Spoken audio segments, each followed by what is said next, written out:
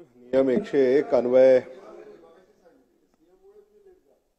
अल्पकालीन चर्चा जी उपस्थित करण्यात आलेली आहे त्याच्यावर मी माझं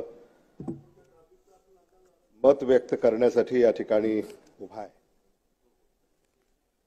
अध्यक्ष महोदय, सभागृहामध्ये जी चर्चा या ठिकाणी आज उपस्थित होते अशाही चर्चांमध्ये आपल्याला सहभागी होण्याची वेळ येईल असं कधी वाटलं नव्हतं। चर्चा ही महाराष्ट्राची तर आहेच, पण विशेषतः मराठवाड्यामध्ये बीड आणि परभणी या जिल्ह्यांमध्ये अलीकड जे अत्याचार झाले या संदर्भामध्ये ही चर्चा या ठिकाणी उपस्थित करण्यात आलेली आहे। परभणीमध्ये सोमनाथ सूर्यवंशी यांची हत्या झाली असं सोमनाथ सूर्यवंशी यांची आई म्हणते, पण सोमनाथ सूर्यवंशी यांचा मृत्यू झाला हे सत्य आहे आणि हा मृत्यू का झाला, कशामुळे झाला याची चर्चा या सभागृहामध्ये आज या ठिकाणी होते। काल याच्यावर सभागृहामध्ये चर्चा झाली। अध्यक्ष महोदय, सोमनाथ सूर्यवंशी यांची आई काय म्हणते? सोमनाथ सूर्यवंशी यांची आई असं म्हणते, आधी माझ्या लेकराचा जीव घेतला आणि मग पोलिसांनी मला फोन केला। अध्यक्ष महोदय, जर अशी अवस्था महाराष्ट्रामध्ये कायदा आणि सुव्यवस्थेची असेल तर मला असं वाटतं की महायुतीचे नेते या संदर्भाने आता काय उपाययोजना करतायत यांच्याकडे आमचं आणि या सभागृहाचं, महाराष्ट्राचं लक्ष लागलेलं आहे। परभणीमध्ये असं घडतं, बीडमध्ये असं घडतं आणि मराठवाड्यातल्या इतर जिल्ह्यातही, म्हणजे लातूरमध्ये सुद्धा अनेक अशा घटना घडलेल्या आहेत, अनेक असे खून झालेत ज्याचा अजूनही पोलिसांनी तपास लावलेला नाही आहे। अध्यक्ष महोदय, कालही मी या सभागृहामध्ये या चर्चेमध्ये उपस्थित होतो।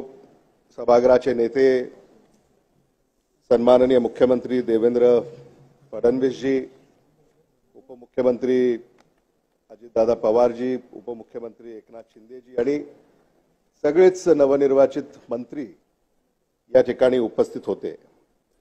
आणि काल जी चर्चा या सभागृहामध्ये झाली, अध्यक्ष महोदय, आपल्याला याची कल्पना आहे की सभागृहामध्ये सत्ता पक्षातले आणि विरोधी पक्षातले एकंदरीत असं आम्हाला जाणवलं की या संदर्भामध्ये सगळ्यांच्याच भावना या एकसारख्या आहेत आणि म्हणून या संदर्भामध्ये अशा काही घटना जर महाराष्ट्रामध्ये घडल्या तर महाराष्ट्राचं हे सार्वभौम सभागृह आणि या सभागृहाचे सदस्य म्हणून आपण जेव्हा एखाद्या मुद्द्यावर, एखाद्या विषयावर या ठिकाणी चर्चा करतो तेव्हा त्या चर्चेमध्ये काहीतरी मार्ग निघाला पाहिजे आणि काहीतरी न्याय निवाडा झाला पाहिजे या हेतूनं ही चर्चा कालपासून या ठिकाणी सुरू आहे, याचंही मला समाधान आहे।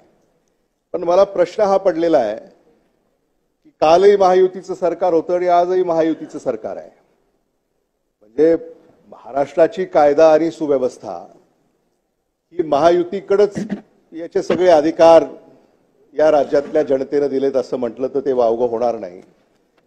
काल तर बहुमत कमी होतं, पण आज बहुमत एवढं आहे की आता महाराष्ट्रातल्या जनतेच्या अपेक्षा या वाढलेल्या आहेत आणि बहुमत मिळताच, सरकार स्थापन होताच अशा घटना लगेच घडतात, याचं देखील आम्हाला आश्चर्य आहे। आणि खरं म्हणजे ही बाब अध्यक्ष महोदय चिंताजनक आहे, कारण सोमनाथ सूर्यवंशी हा तरुण पुण्यामध्ये जो मराठवाड्यातून शिकायला गेला आणि तिथं वकिलीचं शिक्षण पुण्यामध्ये तो घेत असे आणि परीक्षा असल्यामुळे तो गावाकडे आला आणि मग काय झालं हे आपल्या सगळ्यांना माहिती आहे।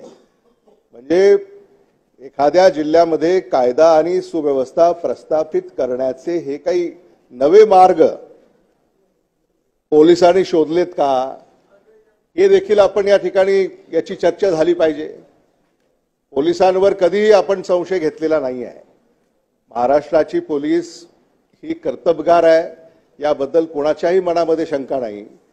पण अशाही घटना घडतात, या संदर्भामध्ये सुद्धा अध्यक्ष महोदय आपण या ठिकाणी गांभीर्याने याची चर्चा केली पाहिजे आणि अशा घटना यापुढे कशा घडणार नाहीत याची सुद्धा अध्यक्ष महोदय आपण ही दक्षता घेतली पाहिजे. खरं म्हणजे पोलिसांनी जी कारवाई केली त्या कारवाईमध्ये ज्या काही घटना घडल्या, जो काही घटनाक्रम होता, तो कोणालाही या ठिकाणी मान्य होणार नाही. अध्यक्ष महोदय, अनेक या संदर्भामध्ये पावलं उचलली, पण ज्या पोलीस अधिकाऱ्यांनी या संदर्भामध्ये चुकीची पावलं उचलली किंबहुना चुकीची कार्यवाही केली, त्या संदर्भामध्ये महाराष्ट्र सरकारची काय भूमिका आहे हे सुद्धा आम्हाला या चर्चेच्या अंती लक्षात आलं पाहिजे. हे देखील मला मुद्दामून या ठिकाणी सांगायचं आहे. परभणीमध्ये तर घडलंच, बीडमध्ये घडलं, आणि बीडमध्ये जे घडलं ते इतकं अमानुष आहे की आपल्याला शब्दांमध्ये हा घटनाक्रम या ठिकाणी व्यक्त करता येत नाही.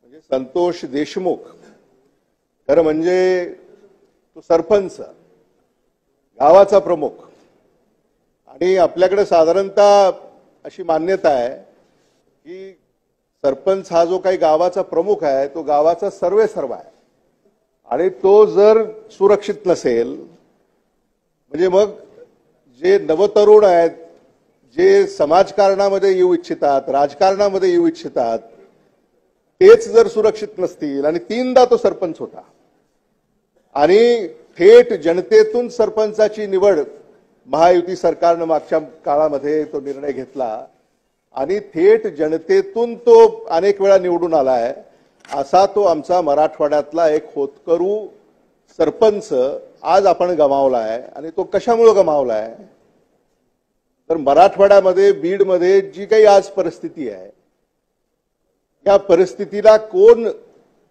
जिम्मेदार आहे याची सुद्धा या सभागृहामध्ये या ठिकाणी चर्चा झालेली आहे. आणि म्हणून खरं म्हणजे मला महायुती सरकारकडनं या अपेक्षा आहेत. खरं म्हणजे राज्याचे मुख्यमंत्री आदरणीय देवेंद्र फडणवीस यांनी नेहमीच आपल्याला हे सांगितलेलं आहे की क्राईम, करप्शन या संदर्भामध्ये झिरो टॉलरन्स असेल. मग झिरो टॉलरन्स आहे का, हा देखील प्रश्न या ठिकाणी उपस्थित होतो.